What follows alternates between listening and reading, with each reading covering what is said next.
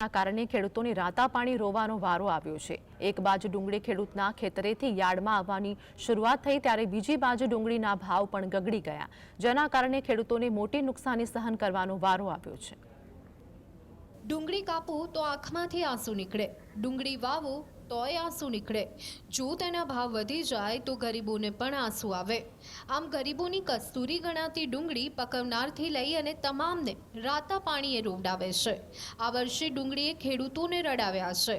એક તરફ ખેડૂતોને ડુંગળીના પાકમાં મબલક ઉત્પાદન મળ્યું છે, તો બીજી તરફ તેની સામે ડુંગળીના ભાવ ગગડી ગયા છે, જેના કારણે ખેડૂતોને ડુંગળી પકવવાનો ખર્ચ પણ માથે પડી રહ્યો છે। એવું નથી કે પહેલી વાર આ બની રહ્યું છે, દર વર્ષે આવું જ બને છે। જ્યારે ખેડૂતોની ડુંગળી ખેતરમાંથી યાર્ડમાં આવે એટલે ભાવ ગગડી જાય અને એ ડુંગળી પછી વેપારીઓ ઊંચા ભાવે વેચી અને મબલખ નફો કમાય, ત્યારે આવી નીતિને લઈ અને ખેડૂતો સવાલ ઉઠાવી રહ્યા છે। હું લાલ ડુંગળી લઈને આવ્યો છું, પણ એ 350 થી 450 ભાવ છે અને ભાવ પડતર કરતા અત્યારે નીચા ભાવે જાય છે। કૃષિ મંત્રીએ એક વખત કીધું હતું કે ભાઈ અમે ખેડૂતોનું વિચારશું, પણ ખેડૂતોનું જરાય પણ વિચાર્યું નથી અને ખેડૂતો અત્યારે રાતા પાણી રોવાનો વારો આવેલો છે। પૂરતા ભાવ ક્યાં મળે છે? આના 410 રૂપિયા।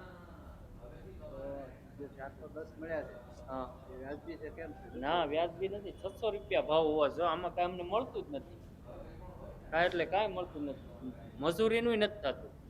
હાલ જ્યારે ખેડૂતનો પાક માર્કેટિંગ યાર્ડમાં આવી રહ્યો છે ત્યારે ડુંગળીના ભાવ તળિયે ગયા છે, જેના કારણે ખેડૂતોને ખર્ચ કાઢવો પણ મુશ્કેલ બન્યો છે। માર્કેટિંગ યાર્ડમાં ડુંગળીના 20 કિલોના 350 થી 450 રૂપિયા ભાવ આવી રહ્યા છે, જ્યારે એક મણમાં ખેડૂતોને 400 રૂપિયા જેટલું તો ખર્ચ થઈ રહ્યો છે।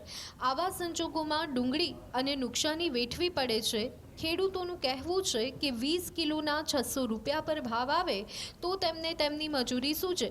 આવા સંજોગોમાં કેટલાક ખેડૂતો તો ડુંગળીને માર્કેટિંગ યાર્ડમાં લાવવાને બદલે અવાવરૂ જગ્યામાં ફેંકી રહ્યા છે। મોંઘા બિયારણ, જંતુનાશક દવા, ખાતર, પાણી, મજૂરી ખર્ચ કર્યા બાદ ડુંગળી જ્યારે યાર્ડમાં લઈને જાય ત્યારે ખેડૂતોને ખર્ચાઓ પણ નીકળતા નથી। યાર્ડમાં ડુંગળી લાવવાનો ખર્ચ પણ માથે પડી રહ્યો છે। આવા સંજોગોમાં જગતનો તાત કરે તો આખરે શું કરે? જે 389 ભાવ મળે એ પોસાય છે? એ નથી પોસાતું। કઈ રીતે?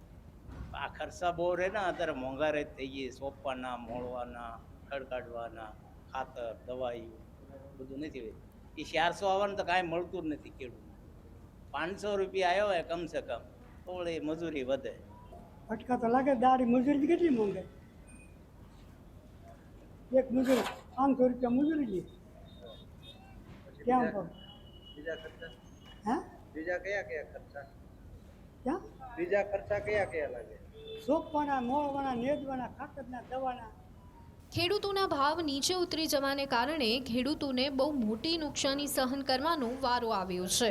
હાલ જે પ્રમાણે ભાવ આવી રહ્યા છે તેનાથી ખેડૂતોને તેમના ખર્ચા પણ નીકળતા નથી, ત્યારે ખેડૂતોને સરકાર તરફથી કંઈક રાહત આપવામાં આવે તેવી માંગ ઉઠી રહી છે। અરવિંદ ભટ્ટી, GSTV, ભાવનગર।